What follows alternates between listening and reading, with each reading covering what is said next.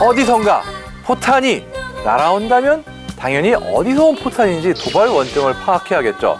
이번에 이야기를 나눌 무기체계는 다소 생소할 수 있는 대포병 탐지 레이더인데요. 우리나라가 운용하고 있는 대포병 탐지 레이더 현황을 자세히 알아보기 전에 구독, 좋아요, 알림 설정은 리얼웨폰 제작진의 활력이 됩니다.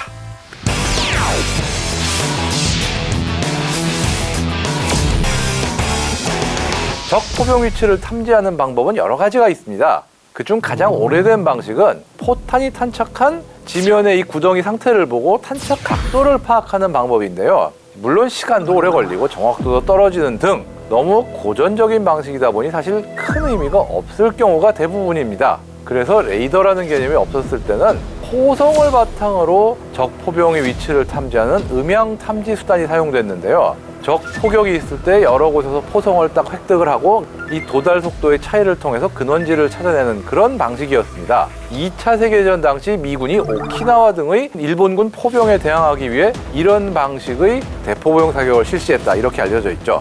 그러던 중 이 대공 레이더들 가운데서 최전선 근처에 배치된 것들이 박격 포탄이 레이더에 탐지가 되네? 이런 사실이 밝혀지면서 오늘날 대포병 레이더의 어떤 기반이 만들어진 셈인데요. 그 이후 대포병 레이더는 포탄이 날아오는 궤적을 탐지하고 그 궤적을 통해 발사된 지점을 역추적하는 그런 방식으로 운영이 됐고, 이 대포병 레이더의 등장이 대화력전에서 아주 중요한 비중을 차지하게 되었습니다. 그렇다면 우리 군이 운용하는 대포병 탐지 레이더로는 무엇이 있나요? 우리나라도 1990년대부터 미국 휴즈사에서 두 종류의 탐지 레이더를 도입해서 운용해 왔는데요. 먼저 휴즈사가 개발한 탐지거리 약 24km의 AN/TPQ-36, 그리고 탐지거리 약 50km의 AN/TPQ-37입니다.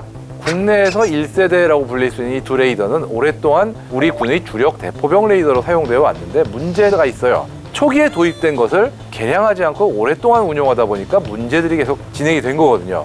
기계적 신뢰성도 떨어졌고 가동 시간에도 한계가 있었습니다. 게다가 장비 부품 전량을 수입했기 때문에 유지비도 높았는데, 그러다 보니까 연평도 포격전 당시 초반에는 아예 제대로 가동되지 못했다, 이렇게 얘기가 하고 있죠. 2차 포격부터 이 AN/TPQ-37이 적 방사포 사격을 탐지해가지고 대포병 사격을 실시할 수 있게 했는데, 사실 AN/TPQ 계열이 가진 한계는 우리 군도 이미 인지하고 있었기 때문에 연평도 포격전 1년 전인 2009년 신형 대포병 레이더인 스웨덴제 아서 레이더를 도입하기로 결정을 마쳤습니다. 원래 이 레이더들은 9대만 도입될 예정이었지만 이 연평도 포격전이 벌어지면서 2대가 추가로 도입돼서 연평도를 포함한 주요 지역들에 배치된 상태입니다. 이 레이더들은 정확히 부르자면은 우리나라 사양에 맞춘 아서 K형이라고 할 수가 있는데요.